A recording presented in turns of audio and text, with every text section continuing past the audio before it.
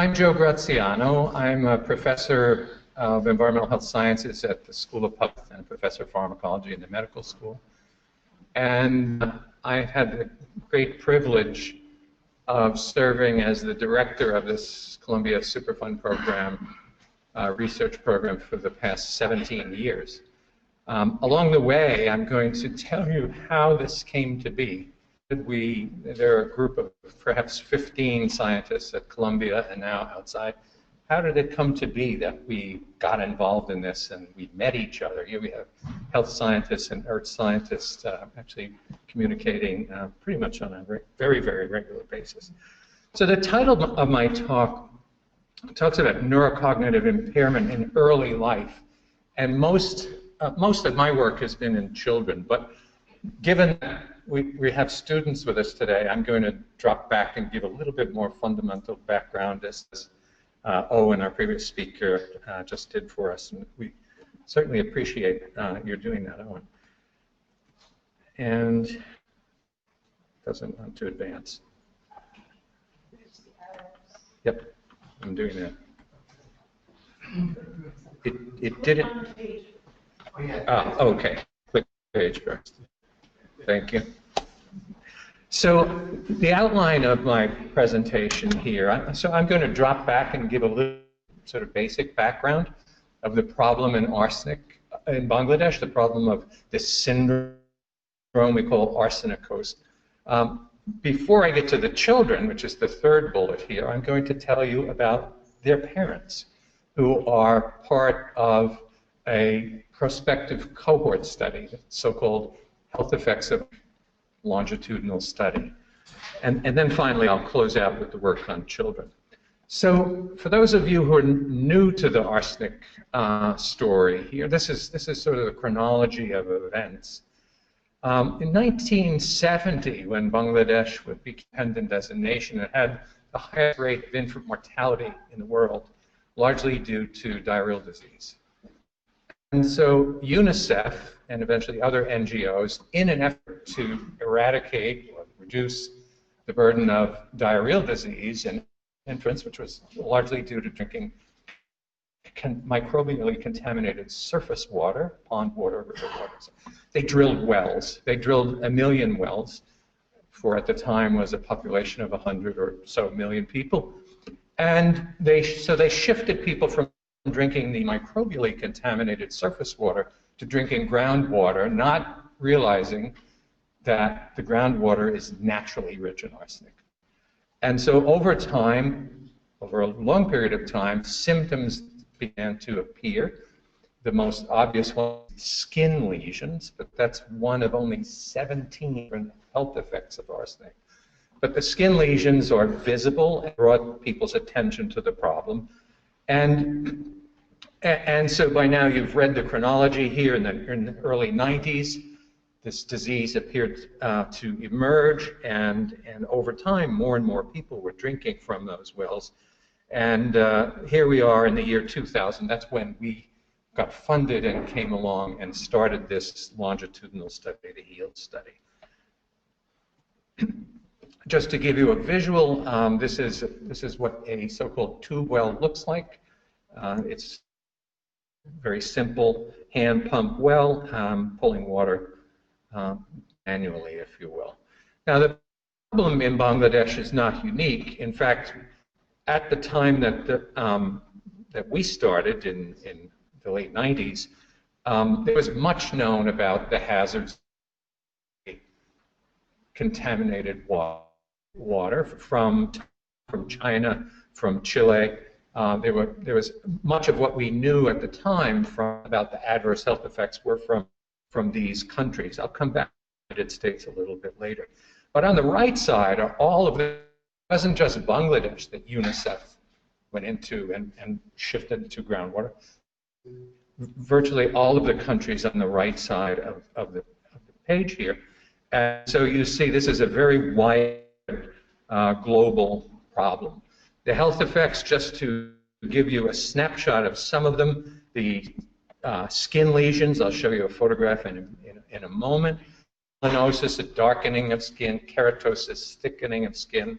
Cancers, arsenic is a known carcinogen for many, many decades, in part because we used to use arsenic as medicine.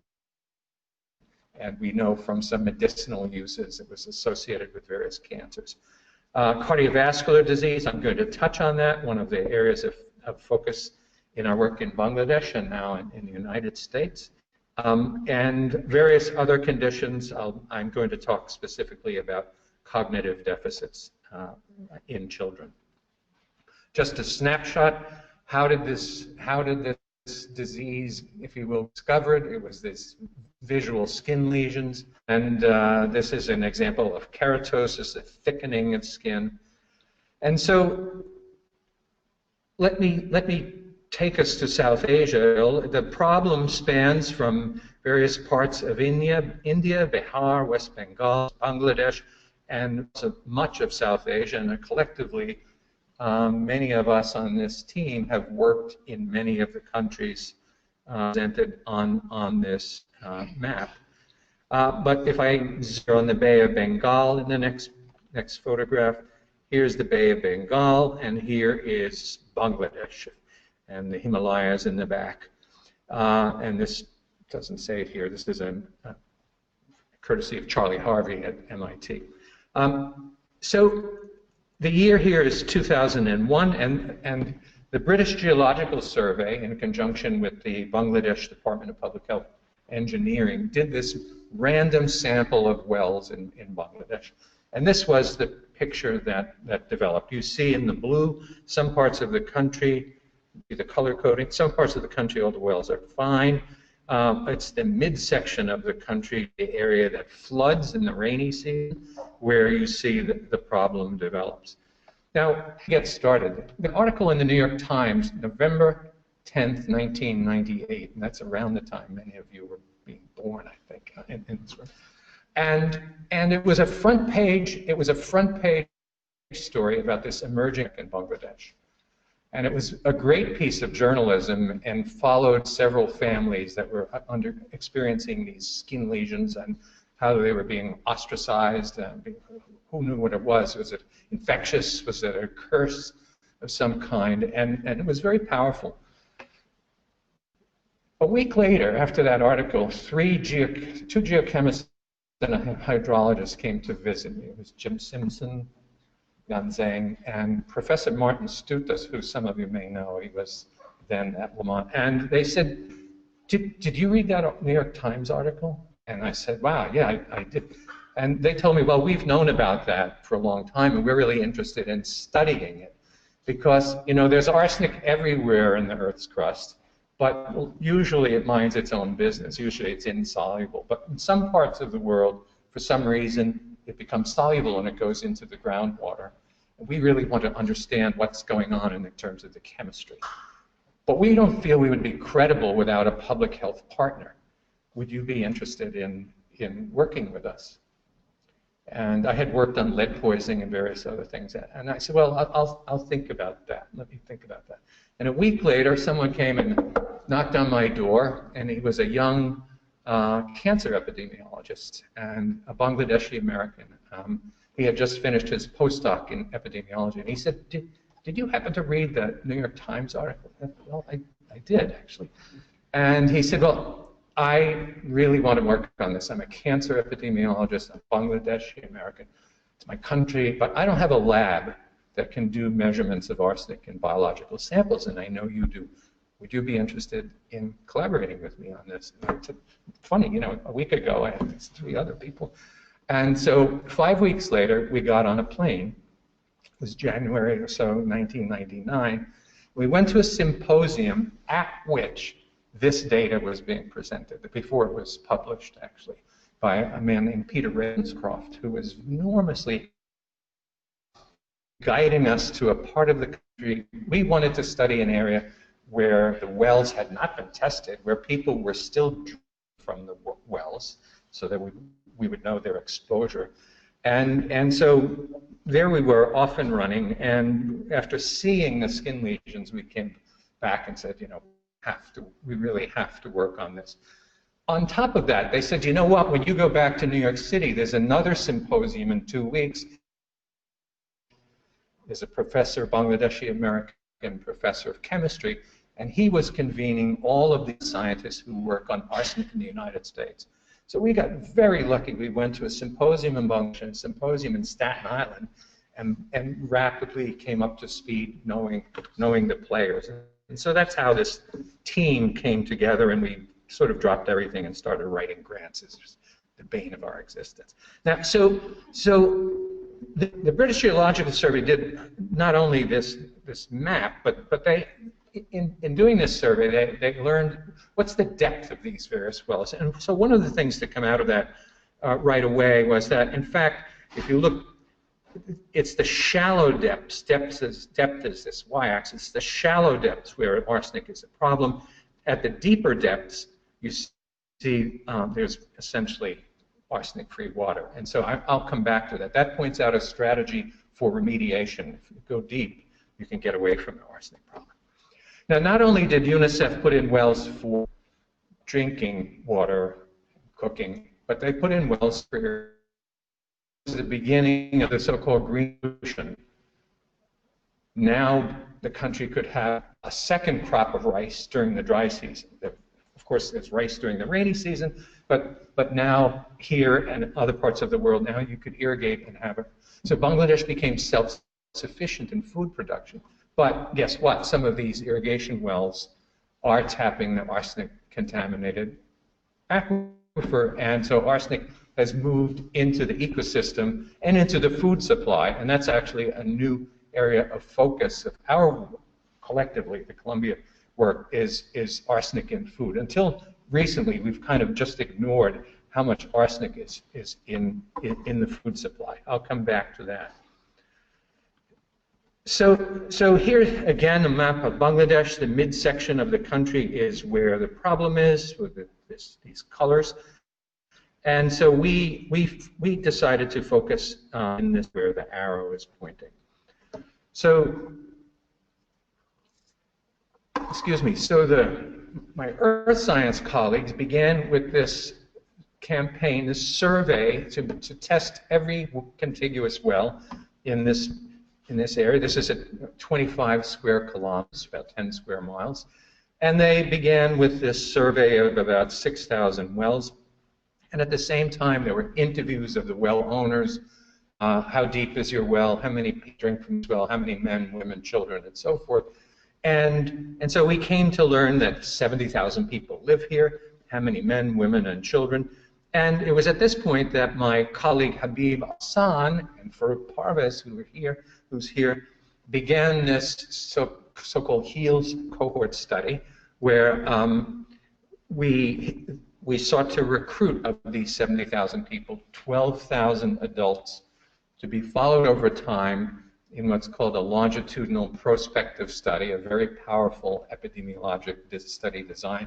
So these people, 12,000, were recruited in 2000, and we've seen them basically every other year since then, and learned a lot. And I'm just going to give you 2 health outcomes from that. And I'm going to come back because it's the children of, this is 12,000 people, it's essentially 6,000 married couples that have a lot of children, and those are the kids we've been studying.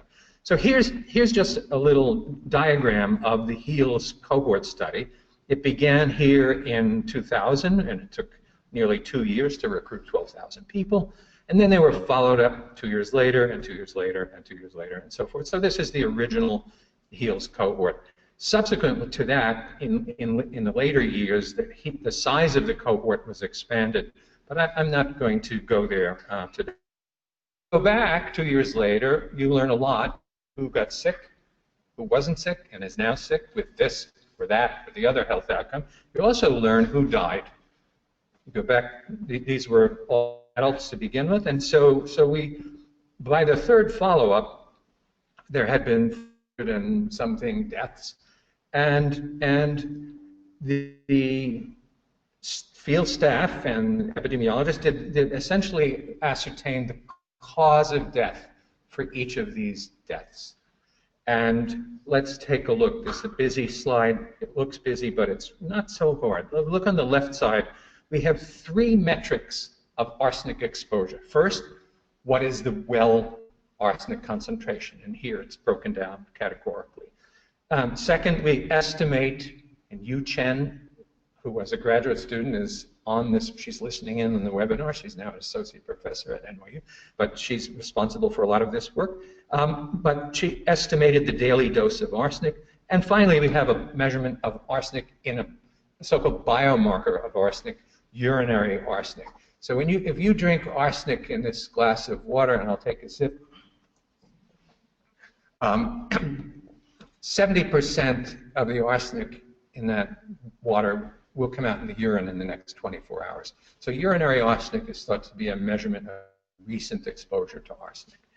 Now here, if we look at all mortality, you see something resembling a dose-response relationship with each of these metrics. And if we exclude, this all-cause mortality includes traffic deaths, which you wouldn't think to arsenic. So, but if we limit it to chronic disease mortality, you see a more suggestive dose-response relationship. And of course, highly statistically significant, whether we look at well water or daily dose or urinary arsenic. It turns out, to our surprise, these are not cancer, by and large, are not cancer deaths. The single most important cause of death is cardiovascular disease. Actually, it's a heart attack. And here, a paper from the British Medical Journal describing some of this early work I mentioned is listening in. This is her paper, and this observation has now brought cardiovascular disease to the top of the concern right there with the cancers. Now, I mentioned rice, and just one last slide on the HEALS cohort, and I want to move to the children. It turns out that what Habib has done in his group is use a food frequency questionnaire to estimate how much of this or that or the other food staple each of these participants eats. And at this point, it's beyond the 12,000 original people. Well, Bangladeshis eat a lot of rice. It's part of breakfast, it's part of lunch, it's part of dinner. And so if you consider the amount of rice consumed and the fact that you have arsenic in the rice food supply, what Habib did here is he asked, well, is it possible that rice consumption, even after controlling for the amount of water, is it possible that rice consumption contributes an increased risk for developing skin lesions? And the answer is yes. If you look at by quartile of rice consumption, there's an increased risk the more rice you consume. So this really suggests that we not only have to be looking at water, but at diet, and that's where we are headed. But let me come back to children, and I'll start by saying I can't possibly cover the overview in the remaining time of what's known. And so I wonderful review article, Christina Tyler and Andrea Allen. It turns out to be the most cited review article in which is the editor is sitting here, Anna Navasasian. And so this is a wonderful review if you should be interested of both the epidemiology and the neuroscience. How does arsenic do what it does to the developing brain in terms of basic neuroscience? So some of the earliest evidence that arsenic has adverse effects on child neurodevelopment came from this tragedy in 1955. During a summer of 1955, mass arsenic poisoning of bottle-fed infants occurred in the western part of Japan because the formulas, the powdered formulas, were contaminated with arsenic. Somehow they got more arsenate than phosphate, and so this led to hundreds of deaths, but the survivors have been followed over time, and most of this work was published in the Japanese literature. This, in 2006, was the first time it appeared in the English-speaking literature. But it says this experience provides clear-cut evidence for developmental neurotoxicity. At the present time, more than 600 victims surviving now in their 50s have been reported to suffer from mental retardation, neurologic disease, and so on. So this, on top of the knowledge we already had when we used arsenic as medicine, this pointing out that there's neurologic toxicity. So this photograph in January 1999, this was the very first visit. We were going around looking at skin lesions, which occur in the soles of the feet and in the palms of the hands. And the dogma was that it takes 20 years of exposure for skin lesions to develop. And this little girl came over, and essentially, you can't see in this picture, but she had skin lesions. And so it made us stop that by this time, 1999, you had a generation of women of childbearing age who had been drinking arsenic-contaminated water their whole lives. Arsenic was being passed to the fetus. And so we had to do a study of pregnant women and to be there when mom delivered her baby, and to look at the concentration of arsenic in mom's blood on the x-axis and in the baby's blood on the y-axis. And the slope of this line is essentially once a baby is being born with the same blood arsenic as mom, excuse me. And so indeed, prenatal exposure is taking place. And over the years, we've learned that this is extraordinarily problematic. We've learned more and more about early life exposure to arsenic predisposes the offspring for many of the health effects later in life, even sometimes if the exposure is stopped after birth. So my colleagues and I mentioned Gail Wasserman, a research child psychologist who I've worked with for 30 plus years. We used to work on lead poisoning until we got involved here. We began by doing what's called a cross-sectional study. So we took a subset. If you look at all of the children born to those 6,000 married couples, there are a lot of them, but we took a sample of those 10-year-olds, a so-called cross-section of all 10-year-olds, and we set out to ask the question, is arsenic exposure associated with deficits in child intelligence? Is it like lead, where exposure leads to a deficit in child intelligence? And there are many reasons. I showed you the Japanese story, but there are many reasons. And so Gail is very skilled at adapting, in this case, a standard IQ test, the so-called WISC, adapting it culturally to be used in this setting. So, for example, on this IQ test, it shows a picture of an American flag. What is this? Well, you have to put a Bangladeshi flag. In matching, it says it's looking for the child to match apple and banana. Well, there really aren't apples in Bangladesh, so it's mango and banana. And so the test had to be adapted to the culture. That said, because this adapted version has never been standardized in a large population in Bangladesh, we can't derive an IQ, which is based on a standard, studying the same test in a lot. But we can devise and here this boy is doing one of the block design tests. So here's one of the early findings from this is 2004. This was a study of 200. If we divide them in 4 groups of equal number, rank ordered from low to high, 4 quartiles, what we see is the full-scale score, and again, this is not IQ, it's just a score. You see this dose-dependent decline in the child's performance on this adaptation of the WISC IQ test. And it's typically not verbal skills. Gail will tell you verbal skills are hardwired in.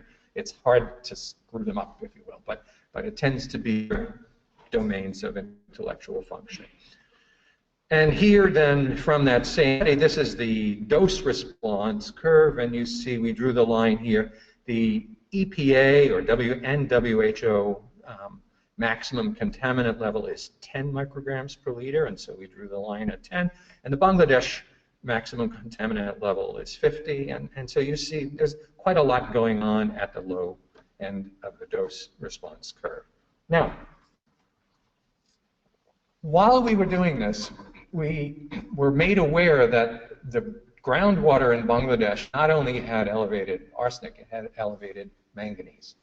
And manganese is an essential required element, but too much is not a good thing. Too much is neurotoxic, and that's well established. So we came to realize now we have two exposures, and I don't show you. We went and did another study focused just on manganese. We went to a I showed it where there's elevated manganese but not arsenic, and we saw something looking just like this in terms of manganese. By quartile of water manganese, the higher the manganese, the poorer the function. So we then set out to this study where we wanted to look to see whether there was an interaction, maybe biological interaction, between manganese exposure and arsenic exposure. And so we recruited 300 children, and this was designed as follows: low-high arsenic, low-high manganese. So it's a 2-by-2 design, 75 children in each box. And we went ahead. It turns out we did not see any interaction. Manganese by arsenic interaction was not significant after controlling for all of the other things that predict a child's IQ. But we did see independent of arsenic and independent of the manganese on child intelligence. We decided to ask another question. Can we reverse the damage? And so we decided to follow these 300 children going forward and to intervene by giving them access to a deep well. So over the ensuing year or so, we first of all raised the money to do this. A deep well cost about $1,200. We were able to raise sufficient money. This is not from grants. This is money to put in 100 and something deep wells, and then go back after a period of time and reassess them. And so here's a celebration of the installation of a deep well. Ershad, who was hugely important in helping us make this happen. It's not a trivial undertaking to install a deep well, and this just gives you a sense of what's involved. And we also put wells in at schools, and here's a celebration of a well now going online at a school. So children had to safe water both at home and at their schools. Now, can you see that? So go back now, 2 years later, they've had access to low arsenic and lower manganese, for that matter, well water. The first thing we wanted to look at was, did we actually successfully lower their exposure? And here I highlight urine arsenic and blood arsenic at baseline and at follow-up 2 years later. And indeed, we did succeed in lowering exposure. Urinary arsenic came down by about 50%. You see blood arsenic came down, and even blood manganese came down a bit. But when we reassessed the children with the intelligence test, we saw only one subtest. Now, this version of the WISC keeps time. The first study was the WISC-3, this is the WISC-4. The WISC-4 now has 4 subtests, not just the 2, one of which is working memory. Working memory improved as a result of this intervention. So what is working memory? Very simply, it's when you look over here at a phone number, and then you turn over here to dial it. And as you get older, I have to tell you, the head turning, of all the things I've lost, I miss working memory the most, I think, because I just back and forth. But working memory improved. And as I go forward with the next study, you'll see working memory is where most of the adverse effect appears to be manifesting itself. Now, we ask ourselves, so we're seeing these adverse associations in Bangladesh where, let's face it, malnutrition, stunting is fairly common. Is that meaningful in the United States? And we do have, so this is the U.S. Geologic Survey map of the United States, and while if you're on a public water supply, even if there are bad dots over here, your water is treated to bring it into a compliance. But if you're up here in Maine and New Hampshire, and you're in the rural parts of the state where there's no public water supply, you're drinking well water, and it's been known that up in New England, there's naturally occurring arsenic in the bedrock, which comes into the water supply. So we set out to replicate, if you will, our study in 10-year-old children. Now, fortunately, the geochemists on this team had previously in Maine, this is Maine by county, and had really done a lot of mapping aside from some fundamental geochemistry. They could guide us as to where to go to find low and high arsenic well water. And these little blue flags, if you will, these are the elementary schools that we went to. So we studied elementary school children in Maine. The geoscientists had learned that in these 17 towns, 31% of the wells contain more than the WHO, EPA maximum contaminant level.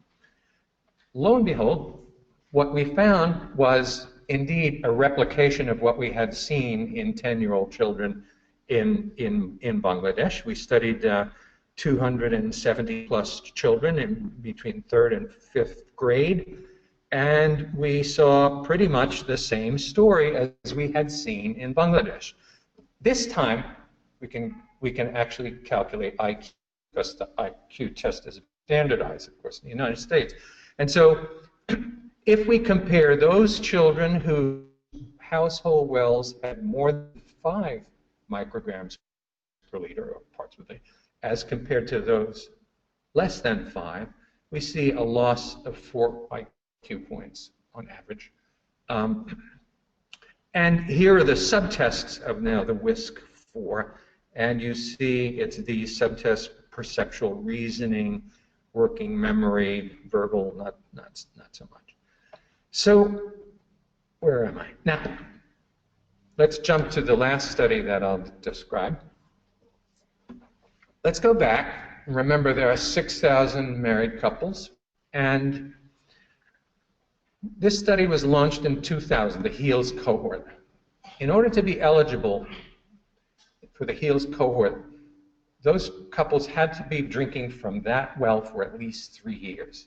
In fact, on average, they were drinking from that well for 8 years, but at least 3. So what that means is for the women in this study, their children born in 1997, 98, and 99, that well represents prenatal exposure. Right? We also came to realize that we've been following these, in this case, I'll say women, for every other year, and we know what well they're drinking from 2 years later, and 2 years later, and 2 years later. So we took this, for those women for whom we had complete data at every follow-up, said, let's go look at their children. So let me describe the study design here. So here's mom at baseline. And she's been followed, and here's her drinking water, and she's been followed. So we know the arsenic concentration in her drinking water. Now, it's mom who brings the water into the house for the family. So the assumption here is that her children are drinking from that same water supply. We know that's likely true because from our previous work, if we look at mom's urinary arsenic and the child's urinary arsenic, the correlation between those two is about 0.8. Get back there. Not yet. The correlation is about 0.8. It really implies that mom is bringing water in and the children are drinking. So we realized we could really kind of recreate the exposure for her children born in 97, 98. Okay, so mom in 97, 8, and 9, that well, that baseline well represents her exposure. And now here they come. And I thank Tiffany Sanchez, my former doctoral student, for this cartoon. But here we are, and now we wanted to study teenagers. We really wanted to know, do these effects that we see early in life persist into later life? they're about to go into the workforce, and so on. And so here we are, this is a study now of more than 700, basically 15-year-old children for whom we have a good sense of what their exposure history is. And we've studied other health outcomes aside from the WISC, but I don't have time for that. So, in other words, here's sort of a pictorial of what I just said.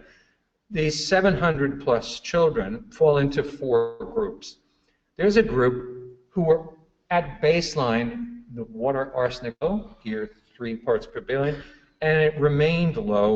We know this from mom's follow-ups, remained low. Then there's a group that was in the moderate 10 and 50 between the US and the Bangladeshi MCL.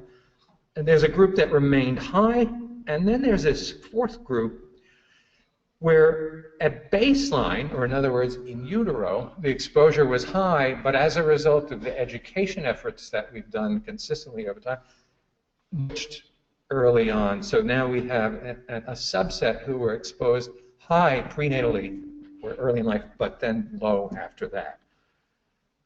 So, busy tables. 700 children. I show here just the first 3 groups, the low, the mid, the high, and I can read it to you. About 46% are male. The mean age is about 15 across the board. They've been in school for about 7 years. 86%, 80% still in school. And let's look at their water arsenic at baseline or prenatally. Mom's well when she entered the cohort study, and now at age 15. And so they pretty much, here you see the low group is still quite low, 3 and 7, 15 years later, 27 and 29. High group, thankfully, the mean water arsenic has gone down as families have sought safer water supplies. It's not only who have put in deep wells. The Bangladesh government eventually adopted this as a remediation strategy, and they've put in 300,000 deep wells. So families in some parts of do have access to a safer well. So this is with regard to water arsenic. If we look at urinary arsenic, it does still track. Here's low, 37, mid, 78, high, 138. Here's blood arsenic, low, 2.5, mid, 4.5, high, about 8. So now we again, we look at child intelligence, this adapted version, and what do we see? Well, after adjusting for the predictors of child intelligence, mother's intelligence, various others, well, it didn't come out quite the way we thought. Here's low. This is the raw score on the WISC. Here's mid. Here's high. 4th group is high and then low. Nothing statistically significant if you just look by group. But we also have the biological means of arsenic exposure. We have urinary arsenic at age 15. We have blood arsenic at age 15. And here is the story once again. So here we're looking at child's score after adjusting for mother's IQ, father's education. There are other exposures like manganese, some instilling years of education, head circumference, known to be a predictor. After controlling for all those, we see this stepwise line in performance on the WISC, and this is highly, highly significant, p.004 or something on that order. And we see something roughly comparable if we use blood arsenic as the biological marker. Now, this represents the overall score of 4 subtests: working memory, perceptual performance, verbal, and so on. But you can't see here, what's driving this decrement is it's all about working memory. the adverse effect that we see, if we look at each of the 4 subtests of the WISC intelligence test, it's not the other 3 domains of memory. And so if I were to plot working memory, you'd see a much, much steeper decline here. So this thing called working memory, turning your head left and right, is what's being damaged, if you will. So let me summarize. This is not behaving. I had it rolling in. So first, we've repeatedly observed adverse associations between well water arsenic exposure and child intelligence in young children in Bangladesh. Similar findings in children in Maine to 5th grade children, same shape of the dose response curve. In Bangladesh, when we provided deep wells, low arsenic wells, coupled with education to encourage the use of the wells, essentially we saw an improvement in working memory 2 years later, and who knows, if we had followed them out longer, maybe we would see a greater improvement, if you will. And finally, among these teenagers, among the adolescents whose early life exposure was pretty well characterized, it was the concurrent marker of exposure that was with decrements in performance, and not necessarily the lifetime exposure. So I remember we had a distinguished lecturer from NIH who came and he told our students, you know, my students love it when they have a hypothesis and they do their experiments and it comes out just right. He said, I like it sometimes when it doesn't come out that way. That means we need to adjust our thinking. It means we've been thinking about things wrong. And so maybe we have been, maybe we've expected too much, or we shall see as time goes on, because this statistical analysis is still a work in progress. But this finding was driven in the teenagers by adverse associations between the arsenic biomarkers and working memory. So I should have done what Owen did and show the acknowledgments in the beginning, because the number, put the photographs, I'd need a lot of slides. So in the United States, many of them in this list are here. Gail is not. Gail is the developmental ecologist. Xinhua, a biostatistician. Diane and Levy, data management. Nancy has done many things over the years, and she's here somewhere. Farouk, I mentioned early on, who's jet lagged as hell because he just got back from Bangladesh, and I'm surprised the eyes are still open. Pam Factor and Jenny Klein, epidemiologists. Vasna is here. Yagota, David Santiago, who really run my lab. Tyler is here, who's been responsible for water measurements. Yan Zheng, some of the geochemistry in Maine. Habib, who was the young guy who knocked on my door in 1998, is now a professor at the University of Chicago. They recruited him away quite a while ago. Yu Chen, who I think is still on the phone, who was his PhD student, and then a long cast of colleagues in Bangladesh who've done the difficult work of the field work in carrying this out. Certainly the study participants, and here we thank our funders, National Institute of Environmental Health Sciences. So I will stop there and say thank you.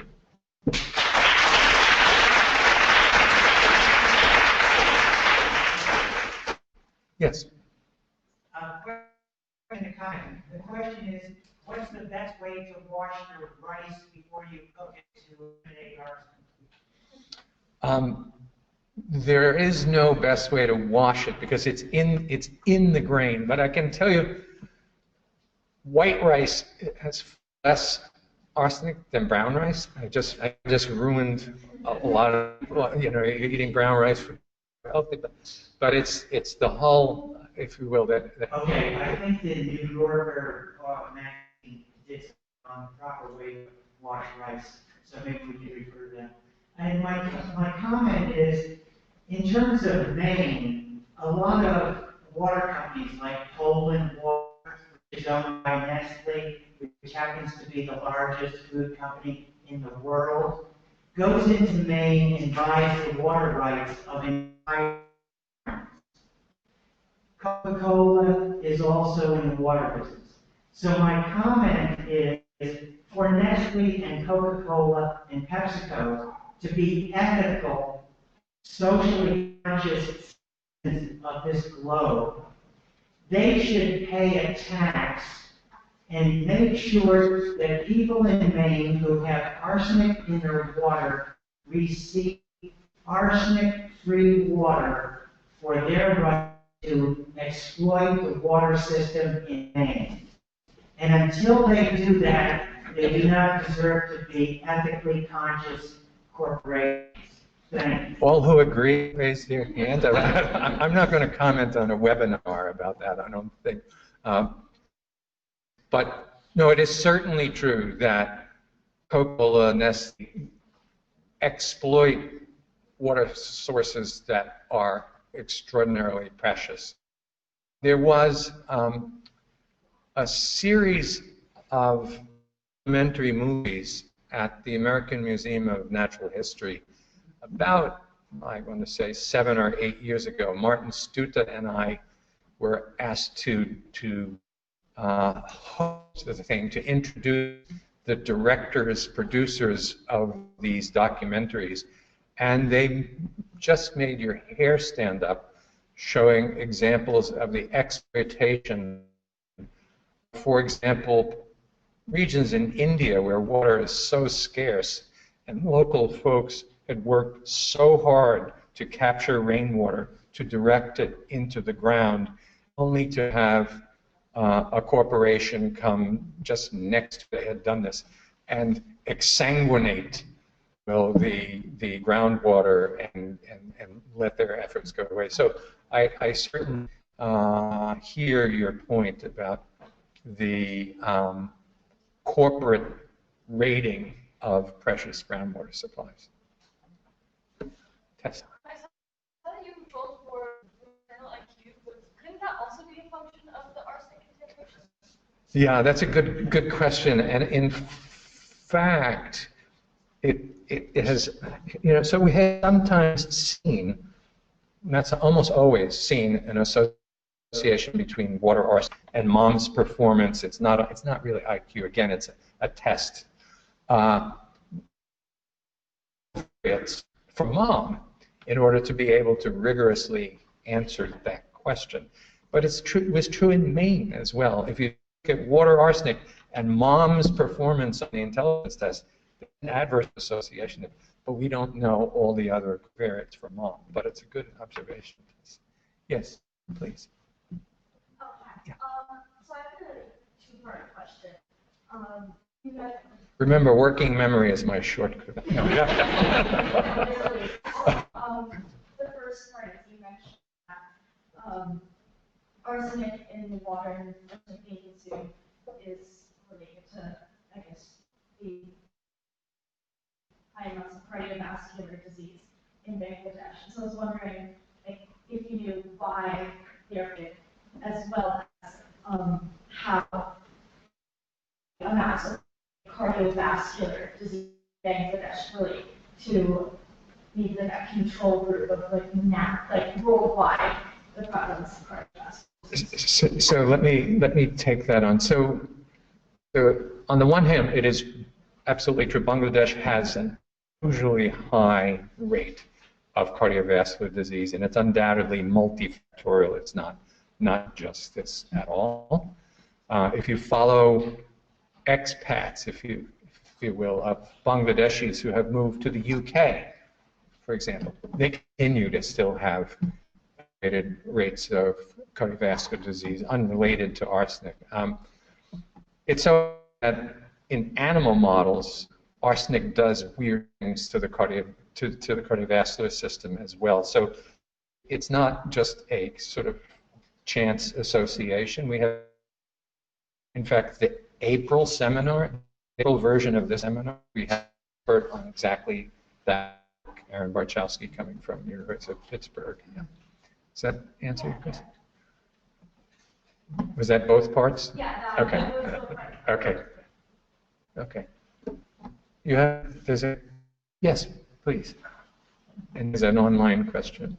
Hi, I'm a sophomore. This question might not be very intelligent, but so when you're talking about arsenic while they're have you done any studies or know any research of the arsenic in breast milk and maybe that reinforcing it? Because I think I noticed on one of the slides that for powdered formula arsenic is like that. Are there any resources where we can research comparative analysis between powdered milk and breast milk and maybe that's a possible solution or something like that? It's a good question. And arsenic does not enter breast milk, which is yet another reason to encourage breastfeeding and examined again and again and again, and even across species. One other thing I should mention, when I mentioned the concern about prenatal exposure, that started more than a decade ago. It turns out rats and mice have cancer. You can put all the arsenic you want in their drinking water. They don't get any cancers. Named Mike Wolkes at NIH gave pregnant mice arsenic-contaminated drinking water and then followed the offspring for their lives, never exposing the pups again. And they go on to get all of the cancers. They get a whole set of cancers later in life. Mind you, he gave them a lot of arsenic in the drinking water. They're exposed to a lot of arsenic in utero. But it was the first big flag regarding prenatal arsenic. Another one comes from epidemiologic work in Chile, where there was an area of Chile in the north that was drinking contaminated river. What's interesting in Chile, this community was drinking river water. It was a very dry area, and their water supply was becoming inadequate. So they diverted another river to augment their water supply, not realizing that other river was arsenic contaminated. So what's interesting is they know the day that arsenic started, and they essentially know the day that it ended when water treatment was put in 40 years later. This enabled this group of investigators from UC Berkeley and actually let's look at those who were born just before the water treatment plant went in. In other words, were born exposed just prenatally, and they study birth certificates and death certificates. And if you look out later in life, those who are exposed in utero remain at risk for a whole set of arsenic-related health outcomes later in life. So this is another red flag about prenatal exposure. And a question online. Yes. So first, there's a comment from Yu-Chen. She says 33% of heart disease deaths can be attributable to well arsenic greater than 10 micrograms per liter in those exposed in our study.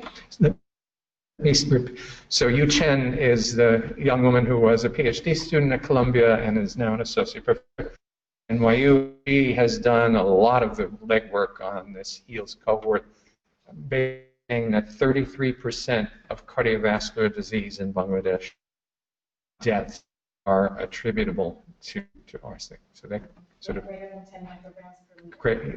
Yeah. And the question is from Bruce Mackler, who's at US EPA, and he's asking, should we be as concerned for neurodevelopmental effects from arsenic as we are for those from lead? So the question is arsenic as bad as lead? Should we be concerned? You know, I think historically the size of the population exposed to vastly higher than that exposed to arsenic. We're in the process of asking ourselves exactly. I pointed out in this last study of 15-year-olds, we have measurements of blood lead, we have measurements of blood arsenic, we have measurements of blood cadmium. We need to set out to use some of the more modern, sophisticated methods for looking at exposures to mixtures, which is a whole new field in biostatistics, if you will. And so I can't hang my hat on that, you know, in terms of which one's worse at any given exposure.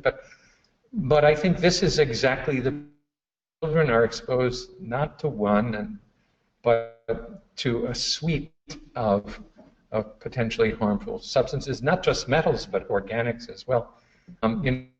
Written by Philippe Grandjean, who's an environmental epidemiologist, and it's called Just Dance.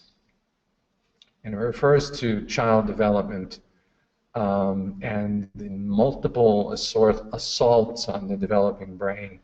It's a worthwhile read, but you know, I can't really directly answer the question. I do think in parts of this country, if this is an EPA question, where arsenic is naturally occurring, we should be concerned about it as a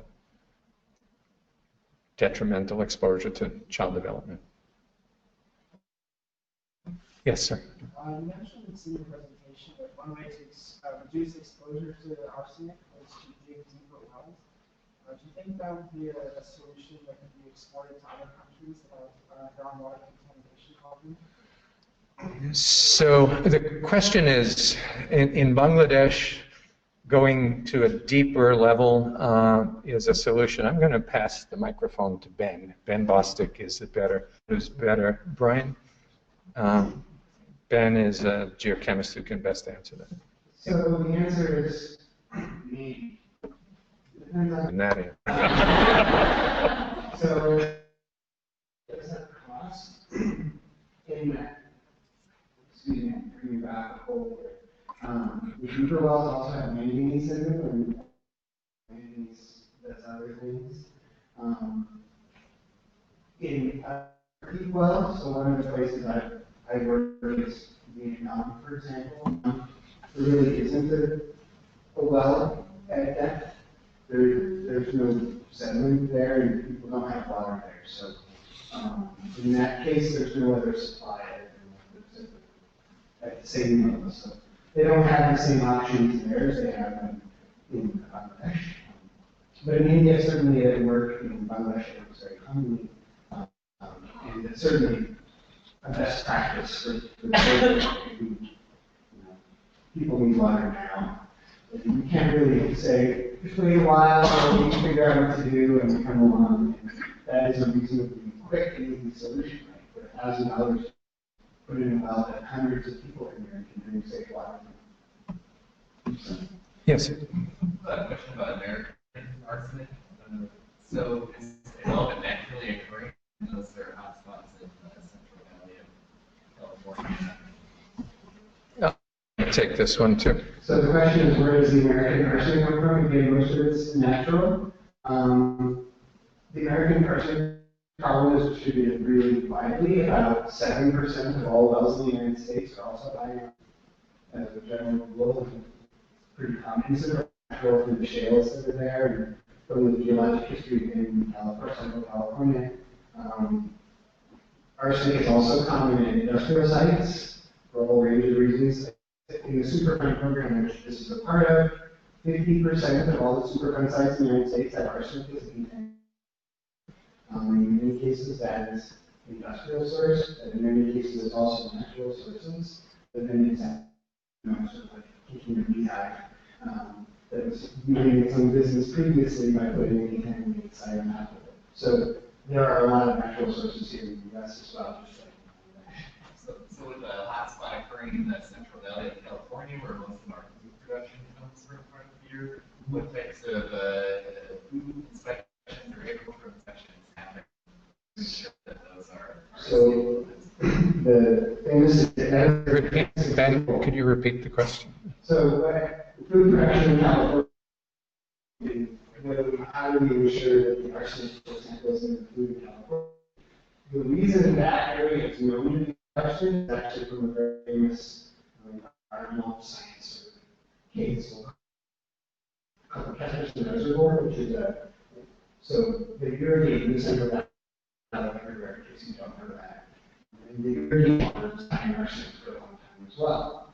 Most of that irrigation water ended up in Central California, where they grow a lot of rice. It turns out to develop another parallel to Bangladesh. But in terms of reservoir, all this chemistry happening that caused a lot of birds to die. The migration of birds along the Sacramento River Delta. Got into the news because the birds dying, and then it's certainly been regulated heavily since then. In most of the cases, the vegetable seeds that are out don't accumulate arsenic, so there's not really a huge risk in that. And they're growing quick, so we know that precipitate in water, the plants, the arsenic doesn't stay in the water as it's irrigated and it's relatively insoluble. So, one or two. Yeah, are there any treatments for arsenic in water? Like, it doesn't sound like there's a way to remove it. That's this talk right here. So he works on manganese oxides, and I work on the iron oxides. But the answer is yes. That's how we actually treat our, getting super deep question. What is the treatment for arsenic in water? Putting in something that it sticks to. So water treatment plants, the way they work is they throw in iron or a bunch of beans or a bunch of aluminum, it forms a solid, and the stuff sticks to it. And then when it sticks a lot, you filter it away, you get it all over the bottom, and water that's left. You can drink. That's the basic. It works really well on large industrial scale. Yeah, and it Harder to do at a small scale. it's hard to. We've tried again and again and again at the household level, and spent a lot of money in households and using the same strategy. People get tired of filtering their household water. Filters get slower and slower, and they give up. And so, household. Joe, can you at least distinguish between Bangladesh household level and US Oh, household absolutely. So I'm referring to our experience in Bangladesh. Now there are homes. So we're doing a project now in New Jersey. Turns out New Jersey hotspots of arsenic in well water. Hunterdon County is where we started. It's interesting. New Jersey passed a law in 2002 requiring that whenever there's a real estate transaction, well must be tested for arsenic, among many other things. And that's given the DEP in New Jersey an opportunity to map, since they've got all these well tests since 2002, to map, is there arsenic, where is it, and so forth. And it shows a hotspot in Hunterdon County. Now, the advice we're giving families, or the DEP, New Jersey DEP, is you need a system, not a Brita filter that you can buy in the hardware store. You need to use something like reverse osmosis. It's costly. To treat the house is several $1,000s, and it needs to be maintained. To treat under the sink, just the kitchen sink, it's some $800, but it can be done. It can be done, and it is being done in the United States.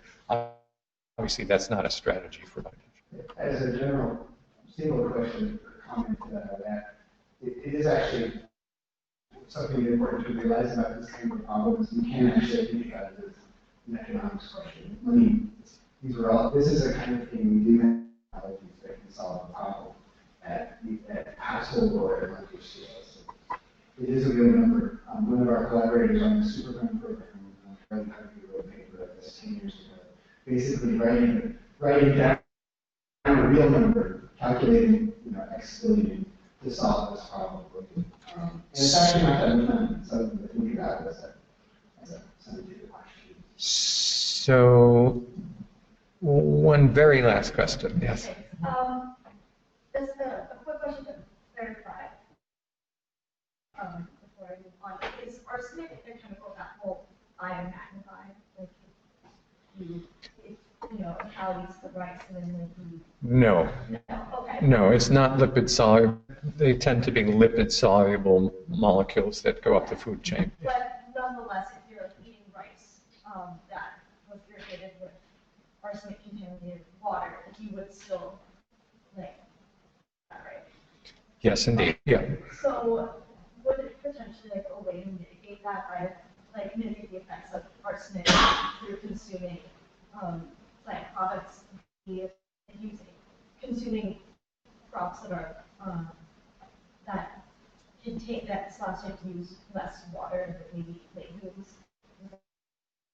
that maybe overly. Well, keep in mind, rice feeds a lot of people on this planet, and you know, we shouldn't throw away with the bathwater. I mean, we can't. The planet can't live without rice, which is a major food staple for the planet. Yeah. And legumes wouldn't be a good substitute. You know, so. 30% of all calories consumed on Earth. Yeah. It's an impressive number. I think we've run our time. I really want to thank you all for being with us through the whole time. And this is a first experiment for us, having students attend this session. It's been wonderful to have you all here, so I applaud you.